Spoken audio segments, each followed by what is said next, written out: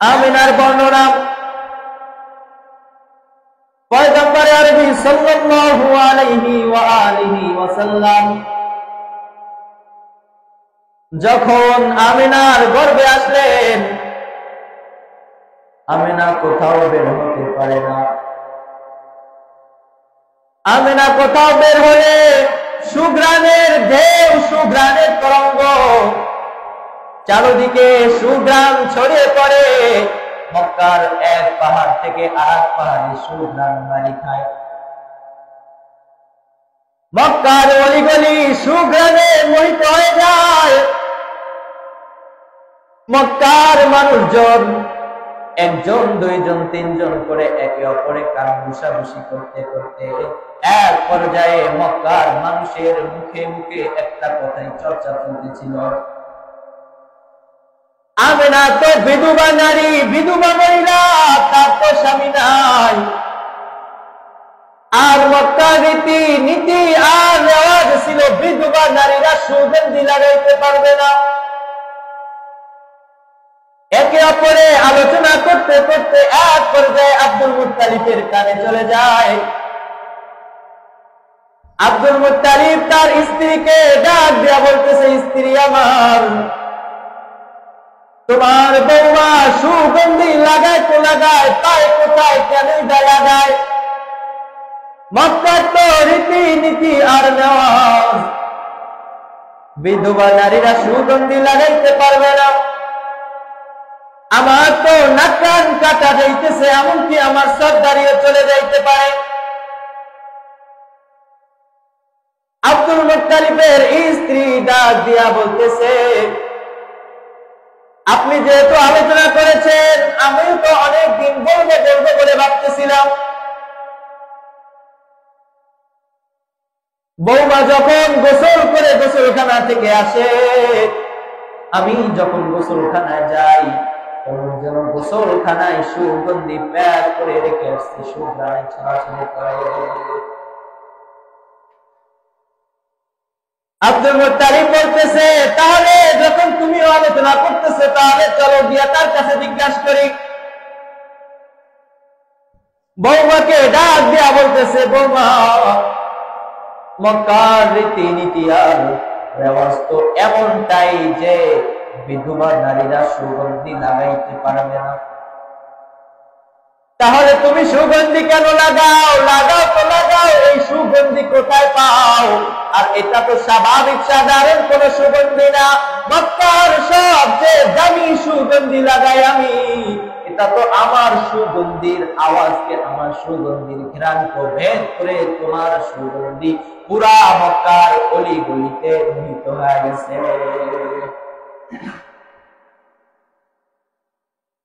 আমিনা জবাব দিতেছে, বলে মা, জবাব দেওয়ার ছিল না। তারপরে যখন জিজ্ঞাসা করছেন জবাব দিতে হয়। জবাব না দিয়ে সাথে সাথে থুতু মুবারক সামনে ফালানোর সাথে সাথে থুতু থেকে কেমন যেন ঢেউয়ের তরঙ্গের মতো সুগন্ধি বের হচ্ছে। ডাক দিয়া বলতেছে, মা, শুধু আমার শরীর থেকে সুগন্ধি বের হয় এমনটাই না, আমার শরীরের সাথে সাথে আমার থুতু থেকে সুগন্ধি বের হয়।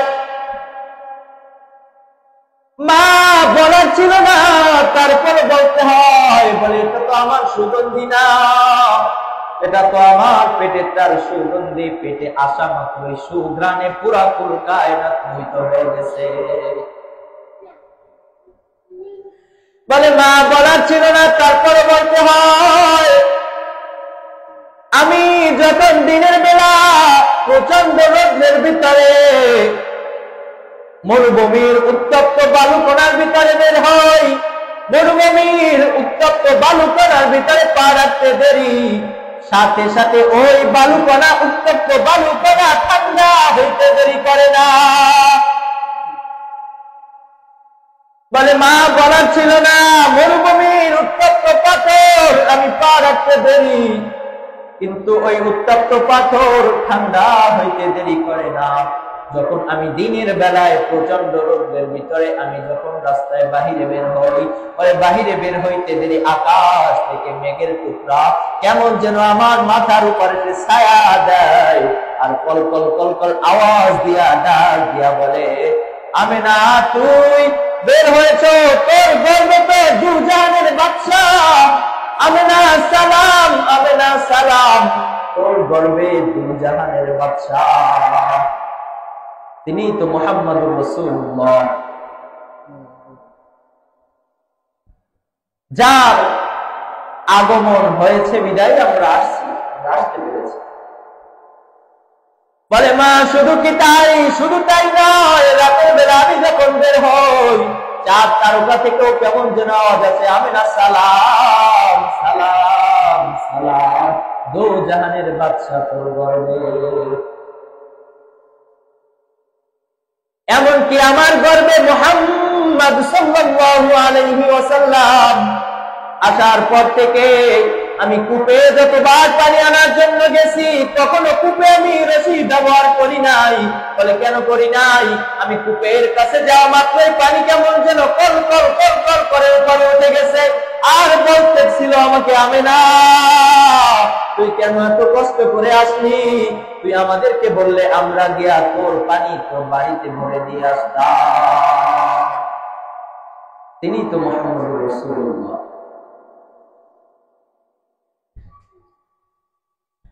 দুনিয়ার বুকে যখন আগমন করবে,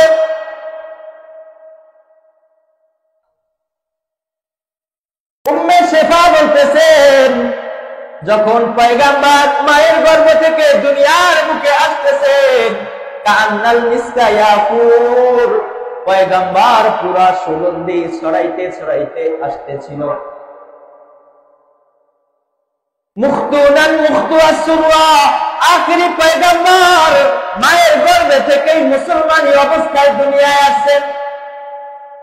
নাবী কাটা অবস্থায় আল্লাহ তাআলা তাকে দুনিয়ার বুকে পাঠাইছেন। শেফা বলতেছে, যখন মায়ের গর্ভ থেকে বের করে যখন তাকে চাটাইয়ের উপর রাখলাম, তিনি তাশাহুদের মতো বসে বলে শাহাদাত আঙ্গুলগুলো উপরে উঠা দিছে, পুরো কুল কায়নাত আলোকিত হইতে দেরি করে না।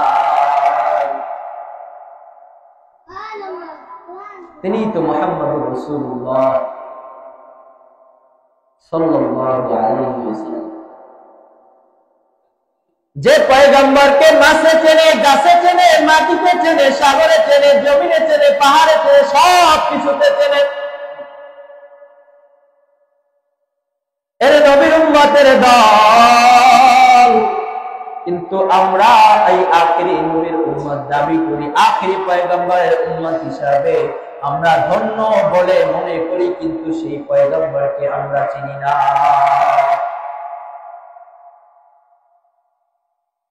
পয়গম্বর দুনিয়ার বুকে আসার পরে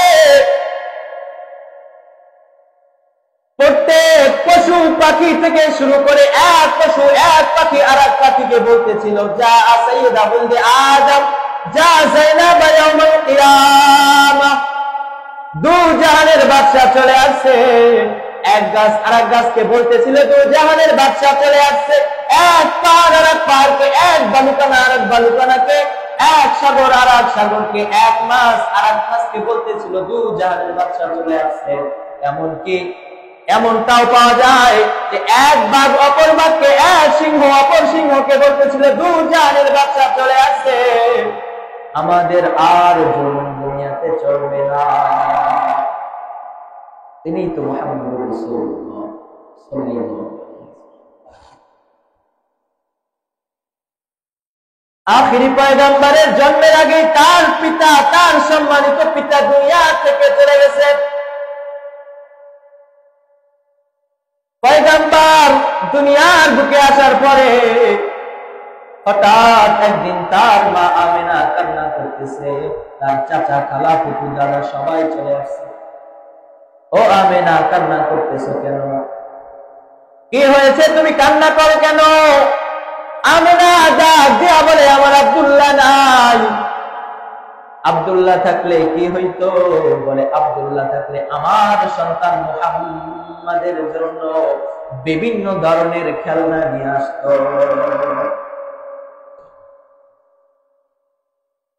আল্লাহ তাআলা আমরাকে জানা যায়, ও আমেনা কান্না করিস না, কান্না করিস না, তোর সাথে এক সম্পর্ক আর আমি আল্লাহর সাথে আর এক সম্পর্ক, তোর তো সন্তান আর আমার তো হাবিব, আমার তো প্রিয় বন্ধু। তুই সন্ধ্যা হইতে দে, সূর্যটা ডুবতে দে, আমি আমার বন্ধুর জন্য কান্না হিসাবে কি পাঠাই তুই দেখ। তোর আব্দুল্লাহ থাকলে কি খেলনা পাঠাইতো, তোর আব্দুল্লাহ থাকলে মাটির কাঠের ইত্যাদি জাতীয় খেলনা ব্যবস্থা করে দিত। তুই সন্ধ্যা হতে দে, আমি আমার বন্ধুর জন্য খেলনা হিসাবে আকাশের চাঁদকে পাঠিয়ে দিব। যখন সূর্য ডোবে, যখন আঁধার হয়ে আসে, আখিরি পয়গম্বরকে যখন বাহিরে চাটাইয়ের উপর শোয়া যায়, আখিরি পয়গম্বরের চাচা বলতেছে, কেমন যেন দেখতেছিলাম আকাশের চাঁদটা কেমন যেন খুব দ্রুত ভাবে আখিরি পয়গম্বরের দিকে চলে আসতেছিল। তিনি বলতেছিলেন, খশিতু আইয়াকা আলাই, আমি তো ভয় পাইতেছিলাম না যেন মুহাম্মাদের উপর এই চাঁদ পড়ে যায়। কিন্তু দেখলাম না, আখিরি পয়গম্বরের বরাবর এসে চাঁদ কেমন যেন থেমে গেল, আর মুহাম্মদ সাল্লাল্লাহু আলাইহি ওয়া আলিহি ওয়াসাল্লাম ছোট বাচ্চা ছিলেন, তার হাত পায়ের নাড়া চাড়াতে চাঁদ কেমন যেন নৃত্য করতেছিল। তিনি তো মুহাম্মদুর রাসূলুল্লাহ, যার খেলনার জন্য আল্লাহ তাআলা আকাশের চাঁদকে পাঠিয়েছেন।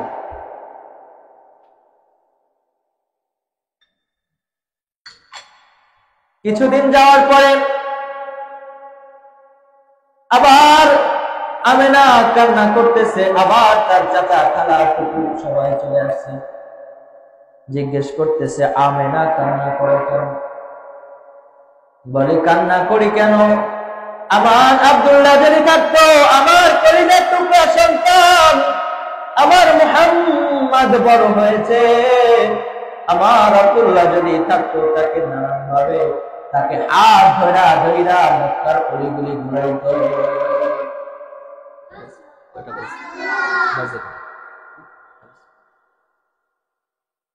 আমেনা কান্না করতেছে। আল্লাহ তাআলা আমেনাকে জানায় দেয়, ও আমেনা, তোর সাথে এক সম্পর্ক আর আমার সাথে আর এক সম্পর্ক, তুই কান্না করিস কেন? তোর সন্তান যখন ঘোরার সময় হবে, আমি আল্লাহ তাআলা তাকে ঘুরাইব। কোরআন শরীফে আল্লাহ তাআলা বর্ণনা করেছেন, হুয়াল্লাযী আসরা বিআবদিহি লাইলাম মিনাল মাসজিদিল হারাম। যখন ঘোরার সময় হলো, আল্লাহ তাআলা তার হাবিবকে দুনিয়া থেকে উঠায়া আল্লাহ তাআলা প্রথম আসমান, দ্বিতীয় আসমান, তৃতীয় আসমান, চতুর্থ আসমান, পঞ্চম আসমান, ষষ্ঠ আসমান, সপ্তম আসমান ঘুরায়া আল্লাহ তাআলা তার জান্নাত জাহান্নাম প্রজেক্ট দেখায়া, লৌহ কলম আরো সব কিছু দেখায়া আল্লাহ তাআলা তার হাবিবকে সামনাসামনি দিদার দিয়া জিজ্ঞাসা করতেছে, হাবিব কি চাই, কি জন্য আসছেন, কি চান, কি চান? আর আখিরি পয়গম্বর বলতেছে, ও দয়ার মালিক, ইয়া আল্লাহ, আমি আমার উম্মত চাই, উম্মত চাই, উম্মত। আল্লাহ তাআলা জানায় দেয়, ও পয়গম্বর, এখানে তো আপনাকে হারা যাওয়ার কথা ছিল। মূসা আলাইহিস সালাম নূরের তাজাল্লি সহ্য করতে পারে নাই। মূসা নূরের তাজাল্লি সহ্য করতে না পারে তিনি বেহুশ হয়ে গেছে। আর আপনি তো আমার সামনাসামনি বসে আছেন, উচিত ছিল আপনি আমার মধ্যে হারিয়ে যাবেন। আখিরি পয়গম্বর জবাব দিতেছে, বড় চমৎকার জবাব, আনতা রব্বে কারীম ওয়া আনা নবিয়্যুর রাহিম। আপনি রব্বে কারীম আর আমি নবী রহিম। আমাদের দুজনের মধ্যে আমাদের উম্মত ক্ষতিগ্রস্ত হবে, জাহান্নামে চলে যাবে, তা তো আমি নবী হিসেবে কোনোভাবেই মেনে নিতে পারতেছি না।